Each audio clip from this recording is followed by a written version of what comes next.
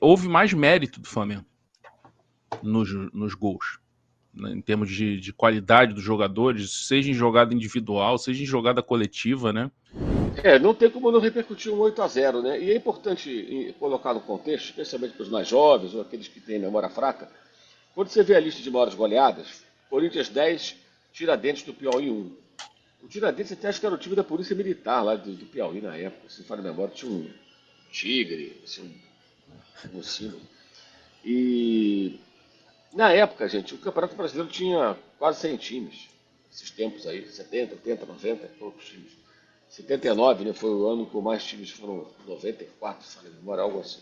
Então você tinha times que hoje nem seriam nem da Série D de dado. Era um mega campeonato com mata-mata, com grupos intermináveis, uma coisa bem louca. Muito diferente do que é hoje. Então havia confrontos de uma disparidade técnica muito maior. O abismo era muito maior. Tá? Vale para 10-1 do Corinthians do Tiradentes, para os 9-0 do Vasco na Tunaluso, né, lá do Pará, e também para o jogo, até para o jogo que eu estava na geral do Maracanã, e vi o Nunes meter 5 gols no Fortaleza em 81. O Fortaleza 81, ele não era o Fortaleza de agora, que tá mal agora, nesse momento exato tá mal, mas é o Fortaleza que acabou de sair da Libertadores. Fortaleza 81 não brigava para Libertadores, não tinha isso. Ele disputava a Série A porque eram muitos times. O Fortaleza se fortaleceu muito depois e passou a ser mais competitivo. O Flamengo fez 8-0 num time da Série A, com pontos corridos, acesso e descenso. Um time que não caiu no ano passado, um time que já foi vice-campeão brasileiro no mata-mata, né, o Vitória, em 93, né, contra o Palmeiras. Um time que tomou no máximo 2 gols até então, no mesmo jogo, que empatou em casa com o Cruzeiro e Palmeiras e com o Botafogo no Rio de Janeiro. Por exemplo, o Flamengo fez 2 em 2, 3 minutos, sei lá, e meteu 8 no final. Isso não é normal. Isso aí é um negócio muito atípico, muito fora da curva. É impactante? Claro que é. Claro que é. Então as goleadas têm que ser colocadas no contexto. Essa goleada, na minha opinião, ela é muito maior do que os 8-0 do Flamengo em 81 e essas duas do Corinthians, entre outras. Talvez só possa ser Vasco comparada Tunaluso, né? Vasco da Luz. Você pode comparar talvez com, sejam maiores que essa, 7 do Corinthians no Santos. Aí é um clássico com 7 gols, né, porra? Aí é um clássico, é outro papo. Então foi um resultado muito, muito marcante. Com uma grande imposição técnica, com o Flamengo jogando com o pé embaixo o tempo todo, mas isso não vai mais acontecer, provavelmente, porque o calendário não vai deixar. Se o Flamengo tivesse o jogo da Copa do Brasil na quinta-feira com o Cruzeiro, digamos que fosse quinta-feira com o Cruzeiro. Eu estou falando Cruzeiro porque o Atlético Mineiro foi quem se classificou, o Flamengo foi eliminado e pegou o Cruzeiro. Em tese, uma bolinha poderia indicar Flamengo e Cruzeiro. Fosse o jogo do Flamengo com o Cruzeiro, em Minas ou no Rio, na quinta, jogou segunda pelo Brasileiro, jogaria a quinta pela Copa do Brasil.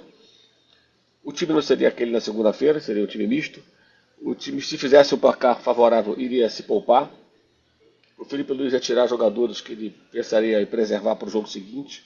Tudo isso foi possível porque o Flamengo teve 5 dias entre a vitória sobre o Internacional pela Libertadores e o próximo jogo que é contra o Grêmio, 6 dias depois do jogo contra o Vitória. Então, isso não vai mais acontecer, porque a CBF mexeu no calendário, agora vai ser jogo em cima do jogo. Então, acho pouco provável que se repita uma atuação desse nível com tamanha intensidade por tanto tempo. André, o que mais me chamou a atenção, porque, por exemplo, de vários goleados que o Mauro falou, até se a gente pegar o 6-0 do Vasco no Santos, o Santos teve várias oportunidades de gols naquele jogo. O 6-1 do Flamengo no Vasco, o Vasco abre o placar, o Vasco chegou a ter chance. O que mais me assustou nesse 6-0 é que o Flamengo foi. Porque o Flamengo podia relaxar, o Flamengo faz 2-0 em 3 minutos de jogo, depois faz 3-0, e aí já começa o segundo tempo fazendo 4 e 5. E tipo assim, foi quase 90 minutos com o pé lá embaixo, né? O Flamengo não ficou tocando, esperando, não. Pé lá embaixo e o Vitória nada. Tirando no primeiro tempo um lance que esqueci quem foi o jogador do Vitória, chuta fraco, né? O Rossi pega sem. Ele até deveria ter tocado para o Renato Kaiser.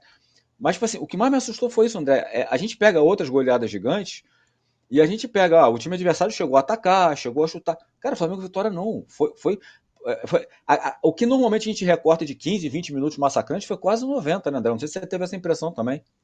Sim, e também, assim, os gols muito bem construídos, né? Em que você vê muito mais... É lógico, o torcedor do Vitória, quem estava vendo o jogo com o olhar do Vitória, sob o prisma do Vitória, vai ver muita falha ali, teve, óbvio. Mas houve mais mérito do Flamengo nos gols, né, em termos de qualidade dos jogadores, seja em jogada individual, seja em jogada coletiva, né? O terceiro gol é espetacular no trabalho coletivo, e o sétimo gol espetacular na jogada individual do Pedro, né? Então, assim, teve muito brilho do Flamengo nesse sentido, né? Porque essas goleadas muito grandes sempre tem frango de goleiro, um lance bizonho que o adversário dá o gol para você e tal. Esse jogo não. Esse jogo, os 8 gols foram os 7, né? E o lance do pênalti foram todas jogadas assim, ou construídas em jogadas individual, ou em jogadas individuais, ou nas jogadas com trabalho coletivo. Então, eu acho que isso foi o grande mérito do Flamengo. E essa questão do pé embaixo, agora pode ser também, né? Porque vai parar para a data FIFA, né?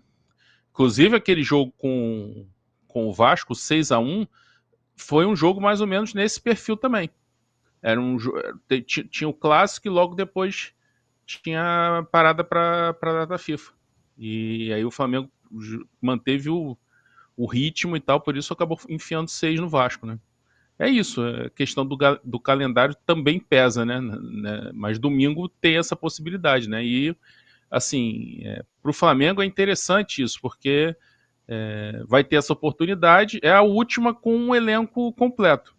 Chegou o maior clube de vantagens do YouTube. Clube de vantagens da S1 Live. Por apenas R$ 9,90 por mês, você entra pro nosso time e começa a concorrer toda a segunda-feira uma camisa oficial de sua escolha. E tem mais, toda semana rola o bolão da rodada e o vencedor leva R$500 no Pix. Isso mesmo, até 2 mil por mês em prêmios só no bolão. E não para por aí. Os 10 primeiros colocados do bolão também ganham prêmios incríveis toda semana. São muitas vantagens. Assinantes do Clube de Vantagens não paga mais superchat nas lives. Você pode aparecer ao vivo nos nossos programas. É isso mesmo, você que é assinante também poderá enviar perguntas em vídeos pelo nosso app.